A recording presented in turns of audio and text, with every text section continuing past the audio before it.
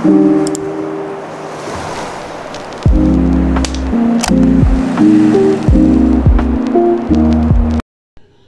guys, welcome here to my second vlog. So for today's video is nagme-makeup na ako or nagre-ready na para sa event ngayong araw. Actually ngayong araw guys is the Prisaa 2025 here in Siargao, that located here in Dapa. So ayan, kung napapansin nyo na is nag-aayos na ako kasi assurate ako ngayong event. So dito naman is nandito na kami sa school. Ayan. Actually guys, ang aga ko talaga dito nakarating kasi ang call time namin is alas 5. So napaka-early ko talaga guys. Ako po talaga mag-isa. Ayan, kung mapapansin nyo, sirado po yung gate dyan na time. Ayan, na sinamahan ako ni Love kasi ako lang mag-isa, baka kung ano mangyari sa akin. Hindi pa siya umaalis hanggat hindi pa nabubukas yung gate. So ayan, nag-uusap-usap muna kami dito habang hindi pa namin nakikita si ma'am. So bali guys, dumaan pala muna kami sa bakery kasi wala pa akong kain, and then bumili kami ng tinapay sa kakape. Ayan, kasi guys kung di ako bibili, magugutom talaga ako during event today. Buong araw pa naman yung event, so wala talagang pahinga. Kung may pahinga man, saglit lang. So dito is around 5:30 na. So nag-i-start na magbukas yung gate, and then ayan, kung mapapansin nyo is may mga tao na din, pero di pa namin nakita si ma'am. So ito nga pala yung outfit ko ngayong event. Actually ngayong morning lang yan kasi mamayang hapon iba na naman yung damit namin. So ayan, nag-uusap-usap lang kami muna habang hindi pa namin nakikita si ma'am. Ayan, kulitan pa. So ayan, finally nakapasok na rin tayo, and then check lang ng outfit. Ayan, actually type B uniform namin siya yan guys. Every Tuesday and Friday namin siya sinusuot. Actually may tie pa yan siya, so mamaya susuotin ko, makikita nyo paano siya suotin. So ayan, tamang paganda lang ang babae. Ayan, sige. Ayan, ayan yung type namin guys, by the way. Naayos ko na siya para kapag dumating si kuya, yung driver namin na maghahatid sa amin sa port, is ready na ako. So dito is dalawa pala kami ni ma'am, and then mga maya ay dumating si Junji, mga ilang minuto lang. Ayan, by the way guys, andyan na rin pala si kuya. Siya pala yung maghahatid sa amin sa port using the van of school. So ayan, sobrang busy na talaga namin dyan guys. So dito is inaayos ko na rin yung sash namin para makilala kami na as assurate. So ito pala yung van na sasakyan namin guys. Ayan, ang laki talaga guys. Bagay na bagay sa mga VIP kapag sinusundo sila, maluwag, ganun. So ayan pala yung school namin guys. Maliit lang siya pero maraming estudyante. Di ako nagkakamali, mga 5K ata kami. So dito is nakasakay na rin kami sa loob ng van, and papunta na kami sa port para sunduin yung VIP. Actually yung VIP ngayon guys is naka-assign sa akin from BGFC. Ayan, dito na time is dalawa pa lang kami ni Junji kasi sila ni Bell and then Ken is hindi pa dumarating. Sobrang tagal talaga nila guys kasi late na daw sila nagising. Sabi nila kanina nang nagkita kami. So ayan, so dito is nandito na kami sa port.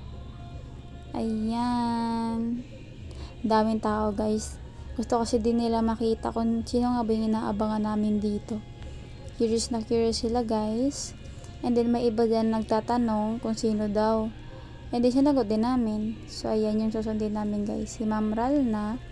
Yan yung pangalan na nakalagay sa lay. Bali dito guys is mga ilang minuto din kami nagantay sa kanya, mga 7 na ata siya dumating. So and then dito Sa wakas, dumating na rin yung VIP na hinihintay natin. Mga 30 minutes ata siya dumating. siya pala guys si Junji. So ayan, siya yung kasama kong sumundo sa VIP ngayon. Ayan.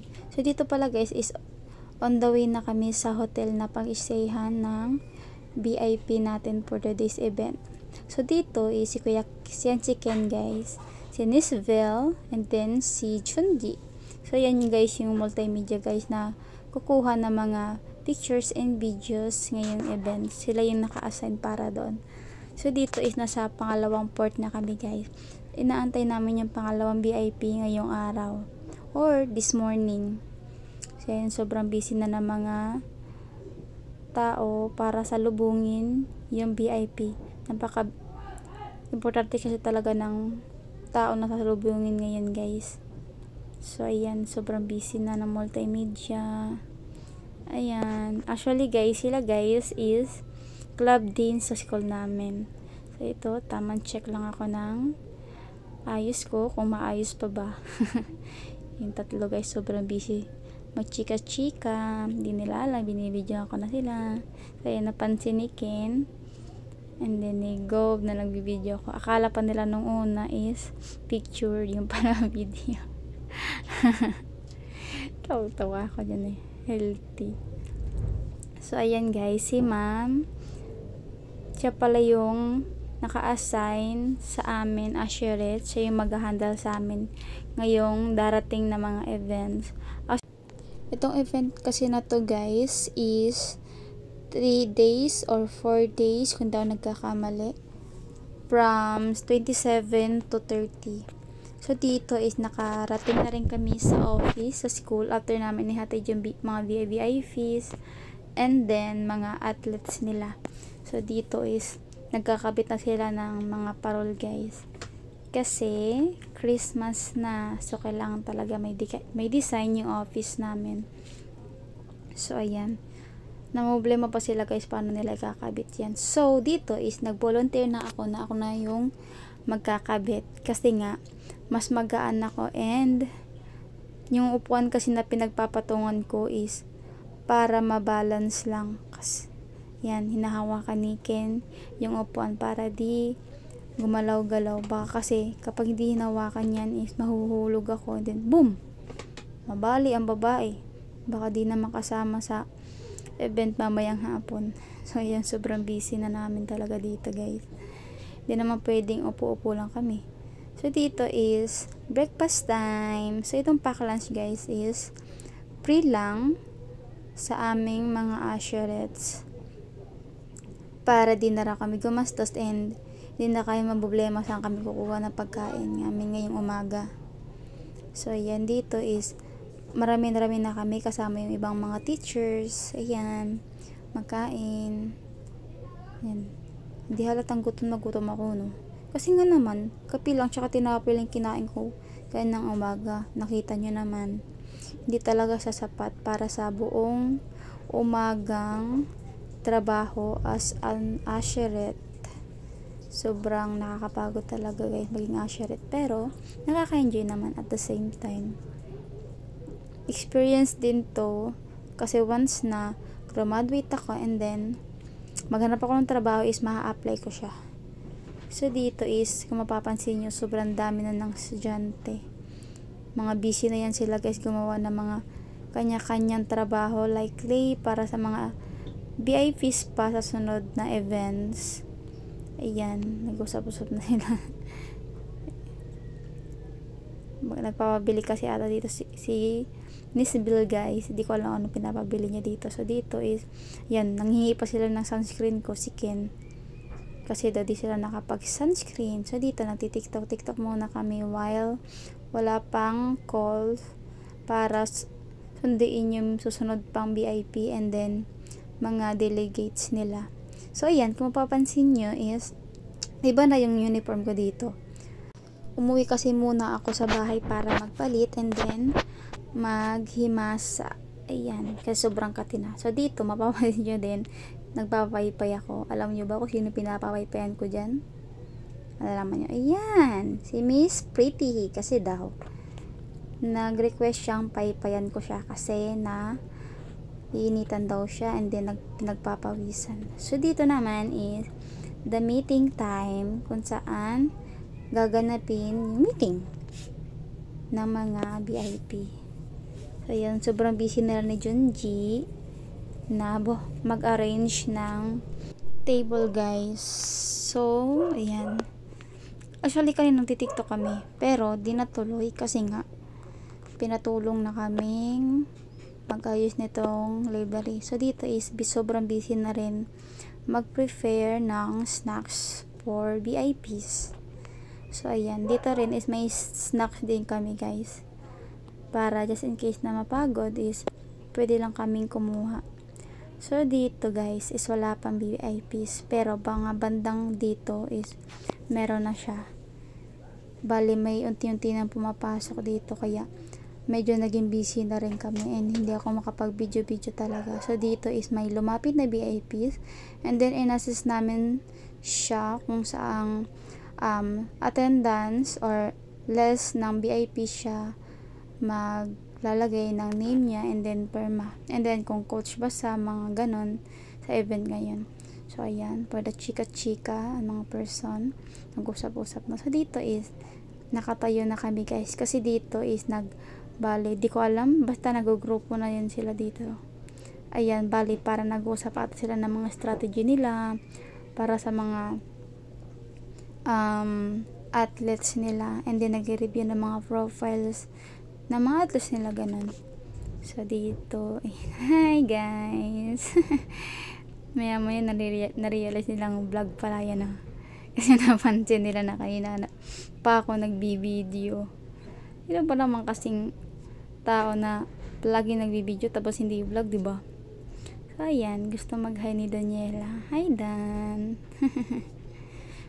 sayang nga lang guys is hindi ko na ma-on yung video, pero sobrang happy talaga namin dito kasi di siya nakakapagod. Ayan, mga ganitong oras is halos hindi naman talaga kami totally nakatayo lang palagi. Yan. Dito, pwede na kaming mag-rest and then mag-snack habang nag-aantay for dinner later. Kasi mga VIP guys is nasigalisa na sila kasi nagre-ready na sila for dinner mamaya. So ayan, gutom na gutom talaga ako dyan guys. Pero di naman ako maraming kumain talaga actually. Basta nakakain na ako, okay na. Di yung as in marami, ganun. Actually guys, inaantay na lang talaga namin mag alas 5 dito, and then ang instruction sa amin ni Ma'am Jinky is tanungin daw namin si Ma'am Rita dito kung anong oras kami pwedeng bumaba na sa ground para mag standby ulit and mag-antay for dinner. So ayan, kaya may free time kaming kumain-kain muna dito and then mag-chika-chika, pahinga muna saglit kasi for sure mamaya is bakbakan na naman yung paa natin later. Kasi guys, sobrang dami talaga ng bisita mamaya for sure. So ayan, ito na nga yung setup for dinner later 6 PM. Ayan. So sobrang busy na nilang ayusin to kasi nga mamaya is darating na din yung president ng school, si Bingo Matugas, tsaka yung asawa niya, tsaka si Ma'am Sul, and then si Kung Lalo. Ayan. Kasi pwedeng basta-basta lang guys yung design kasi yung presidente yung pupunta mamaya. So ayan guys, by the way, hindi na pala ako nakapag-video ng lighting and during dinner kanina kasi sobrang busy talaga namin and bawal mag-phone kasi papagalitan kami. So ayan, ito pala yung design sa school namin ngayon. Diba, sobrang ganda, ang daming mga pailaw. Ayan. Actually guys, ilang araw din yang inasikaso para magmukhang ganyan. So dito is dinner na namin. Finally, sobrang gutom na talaga kami dito guys. Actually nga, buti may lechong tinabi si Junji. Kasi kung di siya nagtabi, wala kami makakain. So ayan. sobrang sakit na ng paa ko dyan, banda. Tas magdamag na nakatayo, and then nagsiserve sa mga VIP, lalo na kala kong bingo. So ayan, dito isunti lang kami dito sa office kasi yung iba busy na. So dito, while nag-aantay sa iba, is nagtitiktok muna kami ni John G. Actually dapat 5 kami, pero dahil yung iba wala dito, so kami na lang 2 muna. Ayan. So dito naman is uwian na guys. Sinat ko na talaga dyan si Love guys para magpasundo, kasi pagod na ang Disney princess. So kasamaang palad nga lang is naabutan kami ng ulan while nasa biyahe pa uwi. So ayan, sobrang lakas ng ulan guys. Ayan, binibidyo ko talaga dito para mapakita ko sa inyo kung gaano nga ba kalakas yung ulan. Papakita ko. Ayan, see, sobrang lakas talaga ng ulan guys. So yun lang guys, bye, see you next video. Mwah.